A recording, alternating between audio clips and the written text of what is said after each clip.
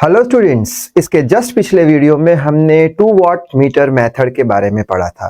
तो आज के इस वीडियो में हम 2 वॉट मीटर मेथड का एक इम्पॉर्टेंट न्यूमेरिकल सॉल्व करने जा रहे हैं और एग्जाम में इसी तरीके के न्यूमेरिकल पूछे जाते हैं। So I hope you are ready with your pen and paper. So without wasting much time let us start this video. तो अब न्यूमेरिकल सॉल्व करने से पहले छोटा सा रिकैप देखना जरूरी है कि अब तक हमने कितने इक्वेशन पढ़े हैं। ये सारे इक्वेशन का यूज करके ही हम 2 वॉट मीटर मेथड का जो न्यूमेरिकल है उसे सॉल्व कर पाएंगे।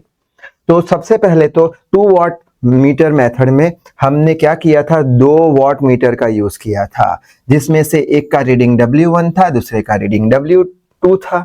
तो फाइनल जो आंसर आता था पावर का, हमारा जो 3 फेज सर्किट का हम मेजर करते थे, वो था W1 प्लस W2। यानी कि ये क्या हो गया, पावर, ये वॉट में आएगा पावर। पावर का एक और इक्वेशन भी हमारे पास है जो इसके बराबर होगा। ये क्या मेजर करता है, पावर मेजर करता है, जिसको हमने P से रिप्रेजेंट कर दिया। P का एक और हमने इक्वेशन पढ़ा था, कौन सा था, √3 VL IL cos phi, जिसमें VL क्या था, लाइन वोल्टेज था, IL क्या था, लाइन करंट था, cos phi क्या था, पावर फैक्टर था। cos phi का इक्वेशन क्या होता था, R/Z, जिसमें R रेजिस्टेंस होता था ओम्स में और Z होता था इंपीडेंस, जिसको हम टोटल रेजिस्टेंस बोलते थे, अगर याद हो तो। ठीक है, आगे बढ़ लेते हैं। स्टार कनेक्शन के लिए हमने 2 इक्वेशन डिराइव किए थे, याद हो तो, कौन से, कि जो लाइन करंट होगा वो फेज करंट के बराबर होगा, इसका डेरिवेशन देखा था। और साथ ही साथ हमने देखा था कि जो लाइन वोल्टेज होता है वो √3 टाइम्स फेज वोल्टेज होता है। ये दोनों इक्वेशन हमने डिराइव किए थे, ये भी न्यूमेरिकल में काम आएगा।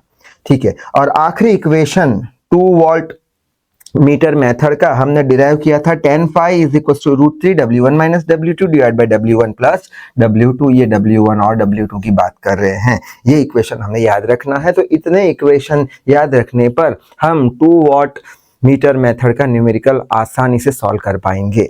तो अब न्यूमेरिकल देख लेते हैं, जो कि बहुत ही इंपॉर्टेंट है। पहले न्यूमेरिकल पढ़ लेते हैं। 2 watt metre connected to measure the 3 phase power measure करने के लिए यूज होता है, किसका, स्टार का। ठीक है, स्टार कनेक्शन का यूज यहां पे हो रहा है, उसका पावर मेजर कर रहे हैं। Having loads 10.37 what and 5.185 what, यानी ये किसकी वैल्यू देके रखी है, फर्स्ट वॉट मीटर की W1 और सेकंड वॉट मीटर की W2। आई होप ये बात समझ में आ गई होगी। ठीक है, the line current is 10 ampere, line current यानी IL की वैल्यू देके रखी है 10 एम्पियर के बराबर। और क्या पूछा है हमें, फर्स्ट क्वेश्चन, हमें लाइन और फेज वोल्टेज ढूंढना है। लाइन वोल्टेज यानी VL, फेज वोल्टेज यानी VPH, ये दोनों वैल्यू हमें ढूंढनी है, क्वेश्चन मार्क। ठीक है, और साथ ही साथ क्या ढूंढना है, इंपीडेंस और रेजिस्टेंस यानी Z और R का वैल्यू भी हमें ढूंढना है, क्वेश्चन मार्क। 4 चीजें ढूंढनी है, VL, VPH, Z और R ढूंढना है। तो कैसे शुरू करेंगे, सबसे पहले तो हम ये वाली चीज ढूंढ लेते हैं, लाइन वोल्टेज ढूंढ लेते हैं। अगर हमें लाइन वोल्टेज ढूंढना है तो हमारे पास एक इक्वेशन है, कौन सा, P = √3 VL IL cos phi, जिसमें से VL का वैल्यू हमें ढूंढना है, जो पूछा है लाइन वोल्टेज VL का वैल्यू ढूंढना है। लाइन वोल्टेज मिल गया तो फेज वोल्टेज आसानी से ढूंढ पाएंगे √3 टाइम करके। ठीक है, तो ये इक्वेशन में VL का वैल्यू ढूंढना है। हमारे पास यहाँ पे P है नहीं, पावर है नहीं, तो पावर कैसे ढूंढेंगे, तो पावर के लिए हमारे पास W1 प्लस W2 वाला फॉर्मूला है। ठीक है, तो यहां से हमने पावर के लिए क्या कर दिया, W1 प्लस W2, W1 कितना है 10.37 रख लिया, W2 कितना है 5.185 रख लिया, तो हमें P का वैल्यू मिल गया, या फिर W का वैल्यू मिल गया 15.557 वॉट। ये पावर का वैल्यू हमें मिल चुका है। तो ये पावर का वैल्यू हमने यहाँ पे रख दिया। ठीक है, पावर मिल गया हमें, √3 तो एज इट इज लिख लिया हमने। हमें तो VL का वैल्यू चाहिए। अब हम ढूंढेंगे cos phi का वैल्यू। क्यों, IL तो हमें दे के रखा है, लाइन करंट का वैल्यू 10 एम्पियर अभी देख चुके हम, कहाँ पे था, ये रहा। लाइन करंट का वैल्यू 10 एम्पियर, तो 10 एम्पियर हमने रख दिया। अब बचा क्या, cos फाई, बस cos फाई ढूंढते ही हमें VL का वैल्यू मिल जाएगा। तो cos फाई कैसे ढूंढेंगे, तो tan फाई से ढूंढेंगे।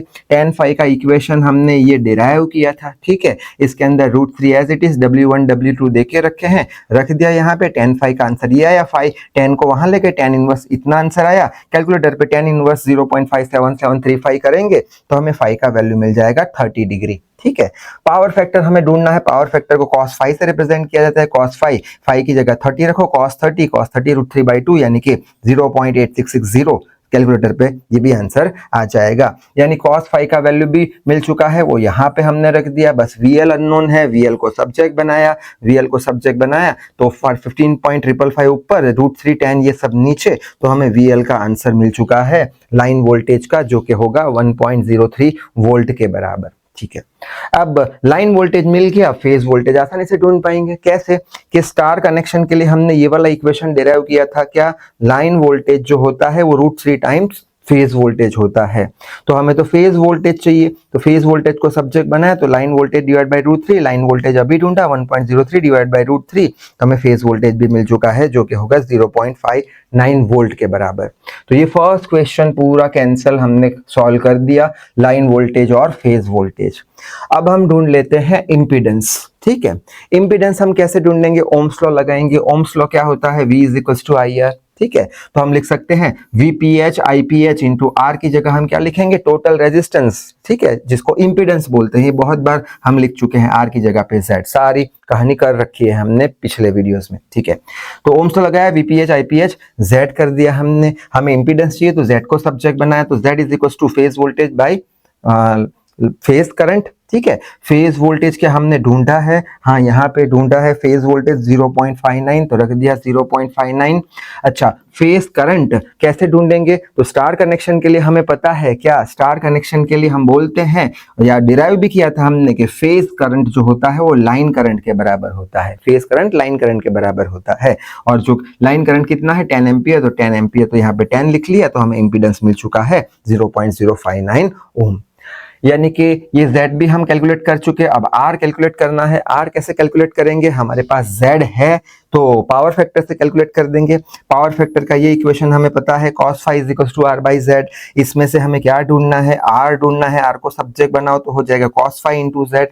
cos फाई का वैल्यू हमने ढूंढा था, cos फाई का वैल्यू ये रहा, cos फाई का वैल्यू 0.8660 रख दिया। Z का वैल्यू हमने ढूंढा 0.059 रख दिया।